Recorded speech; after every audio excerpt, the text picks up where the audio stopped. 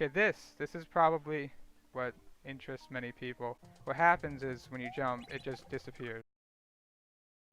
This is a tech that Cilantro and I discovered. Well, a lot of other people, not just me and Cilantro. There was a whole stream, and I basically asked Cilantro, like in a stream, like what happens if, because clearly this piranha would never be able to be loaded. But if you like extended it up with a launcher stack, would it be loaded?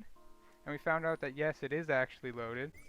So how this works, I actually don't know how this works, but if I had to guess, it has something to do with this.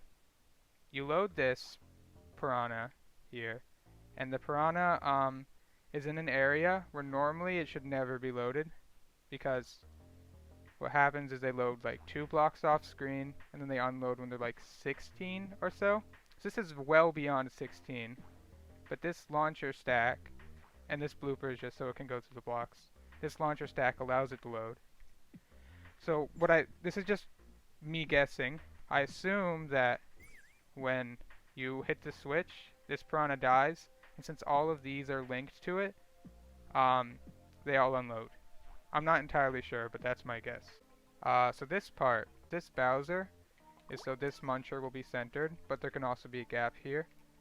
I could have used a thwomp to do this, but that's actually bad, because if you use a thwomp, that takes up an entity.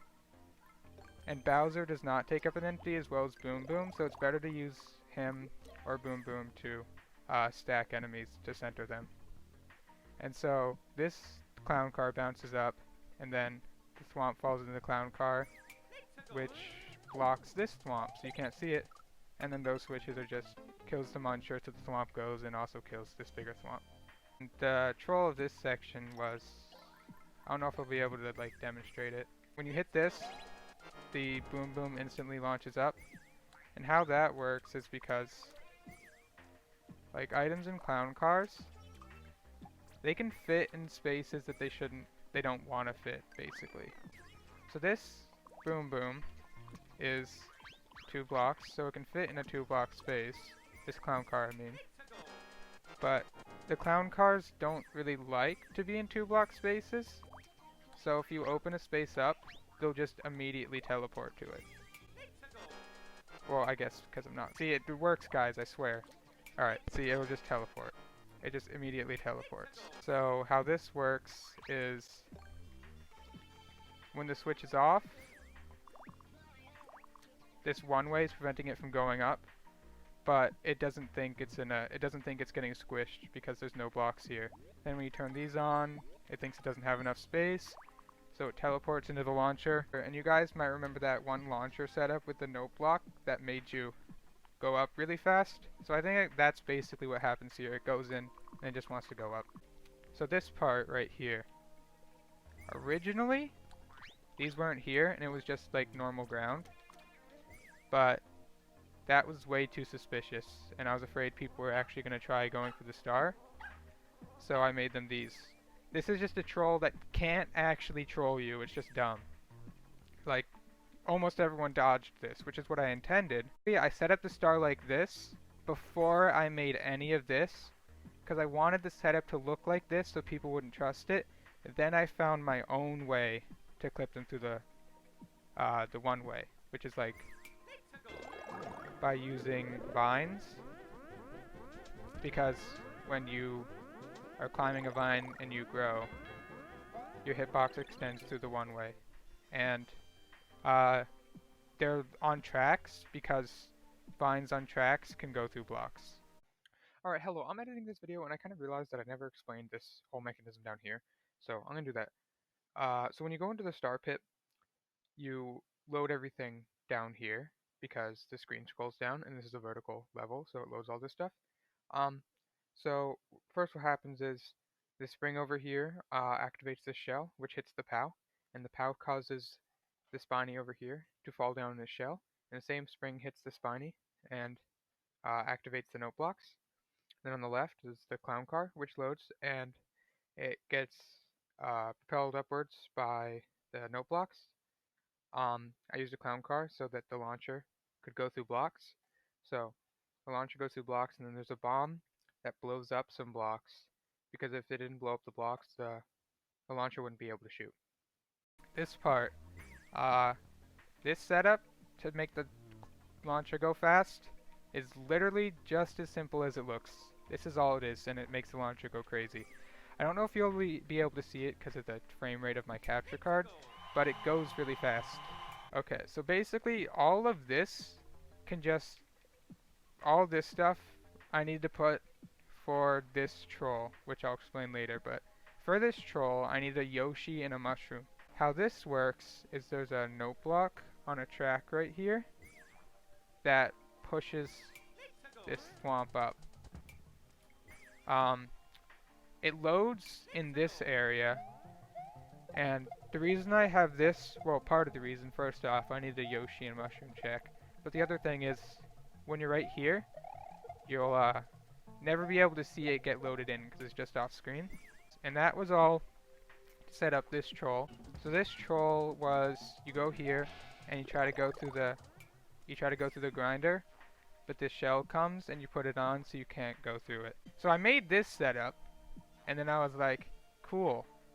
And I was like, wait, I need an actual way for you to be able to get through this. So I came up with this. Swamps float, so I can have them off screen, and they won't fall down. So then you can go up here, and you can get the swamp, and then there's a hidden block that has a vine. By the way, this Z does the spring, which is kind of interesting. Anywho, it does this, and then this note block comes down and makes it so it hits the hidden block. And because it's at the top of the screen, the vine goes down. This is probably one of my favorite trolls of the whole level. Then the idea is, you see this checkpoint, you want the checkpoint, and you run, but then these just make you go into the pipe. So these clown cars, this uses the same clown car teleporting thing. So they both teleport into this area. Now they're on top of each other. So how this works is these are near each other. Then when this switch gets activated by the mole, it triggers, I think this is a spring. Yeah. So this spring kills them, and it also launches this muncher up, which makes them go up. When it kills them, both of these launchers are inside of each other, so they don't like being inside each other, so they'll go up. And that makes it go up really fast. Oh, the block on the on and off tracks, that's so when you go forward, these don't just stay here, the cloud picks them up and displaces them. And this part, so this was something that Cilantro and I came up with, basically in a stream. I told him that you can hide a pipe with clouds, and he came up with a setup similar to this, and I asked him if I could use it, because I needed to, I needed a fake CP1 basically for something in the future. So he said yes, so I used this. And what you're supposed to think is, it's the classic troll where there's clouds, but then it's these clouds, so then you can go down, then there's a pipe, and yeah. For this part, I needed you to have another POW, and because I wanted you to hold down to drop this POW, but when you hold down, there's a pipe behind here, and getting this to hide the pipe was actually really tricky, because the launchers and the clown cars were not cooperative. And how it actually works is, I'll show you.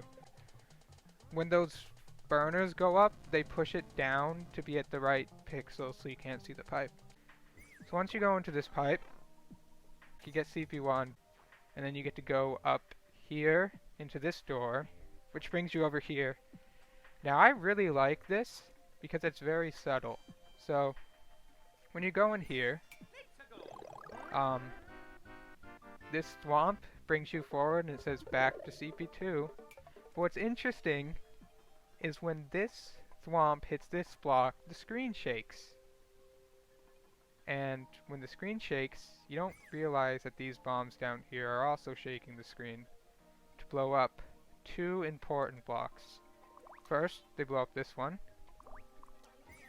Second, they blow up, this one. So that's important because that changes something for the future. So then this brings you to CP2. So then you continue on. So you just play the level normally. and you still expect that this is going to be, you know, the fake CP1. But because of the blocks that blew up, first off, it allows you to go through the pipe, and second, it does this to crush you. Alright, so how this works is it uses 2 scroll stops. How scroll stop works is it prioritizes the one that's closer to the door. So then that scroll stop's broken, and I put CP1 on this pipe so no one would actually want to go into the pipe. Then they go over here to the goal. They can't get it because they're big. And now, because originally this scroll stop was being overpowered by the other one, now that you come back, the scroll stop works, and then the fireball won't come anymore, and you can't get small, and you're forced to go into the pipe. So I just decided to do a happy little reference to Laurel does everything twice twice. And then you go through this, and it's a happy little winning contraption, and yeah, that's about it.